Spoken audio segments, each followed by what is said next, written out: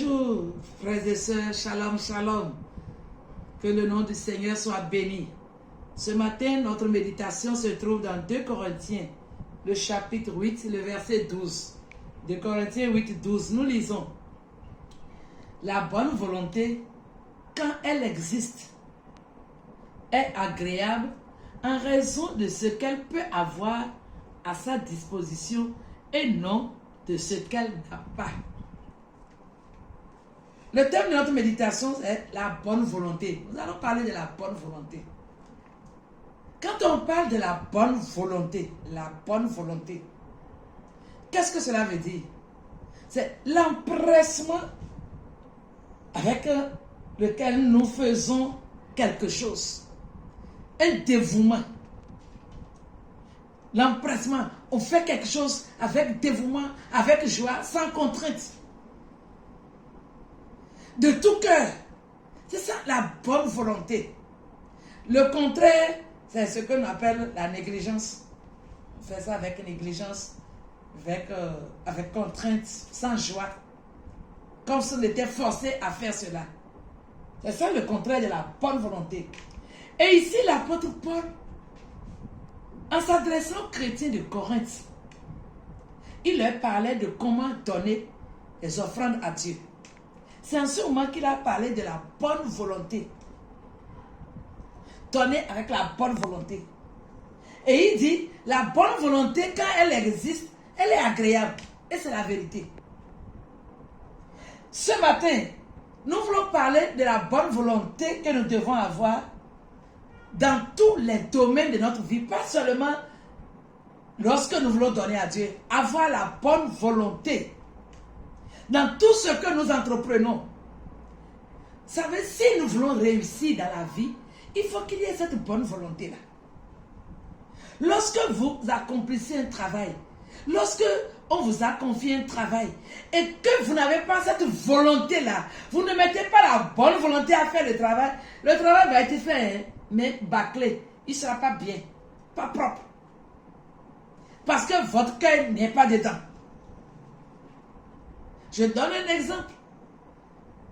Vous confiez peut-être à un enfant la responsabilité de balayer la cour. S'il n'a pas la volonté de faire, il va prendre le balai, mais il va faire quelque chose. Vous dites qu'il a balayé. Et quand vous allez revenir, vous allez voir que le travail est mal fait. Vous serez peut-être obligé de reprendre. Pourquoi? Il n'y avait pas la volonté de cet enfant dans ce qu'il faisait. Ou bien si vous êtes un homme de métier, une couturière, un maçon, je ne sais pas, n'importe quel métier. Et ce que vous faites, il n'y a pas la bonne volonté. Vous ne faites pas ça avec passion. Vous ne faites pas ça avec joie. Votre travail ne sera pas bien. C'est comme si on vous y oblige. Il manque la bonne volonté. Ou bien alors, vous travaillez pour quelqu'un. Vous êtes un employé dans une société, dans une entreprise. S'il n'y a pas la bonne volonté, le travail ne peut pas prospérer dans vos mains. Pourquoi? Parce que tout ce que vous faites, votre cœur n'est pas dedans. Il n'y a aucun dévouement. Et en ce qui concerne l'œuvre de Dieu, comprenons que c'est cette bonne volonté-là que Dieu apprécie et qu'il récompense. Ce n'est pas faire pour faire. Dieu regarde le mobile de notre cœur. Est-ce que nous avons la bonne volonté en faisant ce travail, en donnant les offrandes, en servant le Seigneur? Est-ce qu'il y a la bonne volonté en nous? Nous allons voir un exemple biblique de ce que la bonne volonté, quand elle existe, ce qu'elle peut faire, de quoi elle est capable. Dans Exode, le chapitre 36, les versets 5 à 7, je vais résumer, nous connaissons l'histoire. Il est question des enfants d'Israël. Pendant leur traversée du désert, à un moment donné, Dieu a dit à Moïse, construisez-moi un tabernacle. Et Moïse a demandé au peuple d'apporter des offrandes pour la construction du tabernacle, des étoffes, de l'or, de l'airain, du bois, tout ce qu'on pouvait utiliser pour construire. La Bible dit, puisqu'il y avait la bonne volonté, le peuple apportait chaque matin, chacun apportait. Ils ont tellement apporté qu'à un moment donné, les gens sont venus voir Moïse pour dire, hey Moïse, le peuple a apporté tellement, il y en a de trop. Ce que le peuple a apporté dépasse ce dont nous avons besoin pour construire le tabernacle. Et qu'est-ce que Moïse fait? Moïse va lancer ce mot d'ordre dans tout le camp. Arrêtez. Il dit, homme, femme, que personne n'apporte plus un don pour la construction du tabernacle. Pourquoi? Parce que nous avons reçu beaucoup. Voilà ce que la bonne volonté peut produire. Les gens ont donné avec empressement parce qu'il y avait la bonne volonté d'accomplir cela. Et c'est comme ça que nous pouvons réussir quand il y a la bonne volonté dans notre vie. Et qu'est-ce que nous allons retenir ce matin? J'aimerais que nous retenions 2 leçons importantes. La première, la suivante. Quand il y a la bonne volonté, on fait toujours plus. On donne plus que ce qu'il faut. On se donne à fond pour le travail à accomplir et il y a les meilleurs résultats. Quand il y a la bonne volonté, on fera toujours beaucoup plus. On va dépasser même les objectifs quand il y a la bonne volonté. C'est parce que parfois la bonne volonté manque que nous traînons, on n'évolue pas, on fait un travail sans joie, on fait quelque chose sans empressement, comme si on nous a obligés. Et ça, la bénédiction, le succès ne peut pas nous accompagner. La deuxième chose, la mauvaise volonté va voir toujours les obstacles, les difficultés, les manquements, des arguments pour ne pas accomplir le travail. Quand il y a la mauvaise volonté, voilà, c'est comme, ah, vraiment, je n'ai pas assez d'argent moi-même pour donner, moi-même, j'ai des difficultés. On trouve toujours des arguments parce qu'il manque la bonne volonté. Et je voudrais attirer ce matin l'attention de chacun de nous.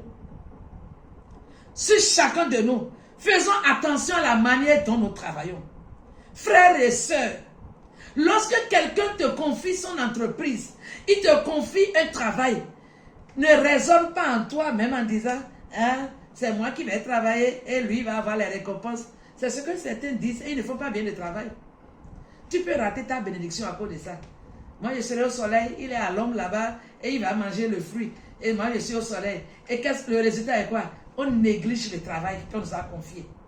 Ça, ce n'est pas une attitude chrétienne. Hein, c'est le patron qui prend tout. Qu'est-ce que je gagne même dedans? Et à cause de cela, on néglige le travail, on banalise le travail. Il y a une histoire qui dit que il y a un monsieur qui voulait récompenser un de ses ouvriers. Et il lui a dit, hein, construis-moi une telle maison, je te donne tous les matériaux qu'il faut. Construis-moi une très jolie villa. Ce monsieur, quand il a pris le travail, l'histoire nous dit qu'il a fait le travail avec une négligence. Il n'a pas choisi les bons matériaux de construction parce qu'il se disait, est-ce que c'est moi qui vais habiter dedans? Il a bâclé en un mot le travail. Et quand il a fini la construction et qu'il a dit à son patron, j'ai achevé le travail que tu m'as donné, le patron lui dit, ok, j'avais voulu te récompenser. Donc cette maison est la tienne. Prends les clés, c'est pour toi. L'histoire nous dit qu'il a regretté. Il a commencé à dire, hey, si je savais, j'aurais mieux fait. J'allais choisir les meilleurs matériaux. J'allais mieux faire le plan. Mais trop tard. Voilà les résultats quand on n'a pas la bonne volonté. On peut rater sa bénédiction. Et il y a beaucoup de frères et sœurs qui ratent leur bénédiction. Pourquoi? Parce qu'ils ne font pas le travail que les autres leur confient avec bonne volonté, avec joie. Qui sait où ta bénédiction va venir? C'est peut-être par ce travail qu'on t'a confié. Fais-le bien. Et tu auras la bénédiction. Et pour terminer, rappelons-nous que la Bible dit, maudit soit celui qui fait l'œuvre avec négligence. Que ce soit pour Dieu, que ce soit pour les hommes, ayons la bonne volonté. Détruisons la négligence dans le travail. Quel que soit ce que nous faisons. Et si nous le faisons avec bonne volonté, tel que la Bible dit, la bonne volonté, quand elle existe, elle est agréable, nous serons surpris des résultats et la bénédiction de Dieu nous accompagnera dans tout ce que nous entreprenons. Frères et sœurs, cultivons l'esprit de la bonne volonté et que Dieu vous bénisse. Agréable semaine. Amen.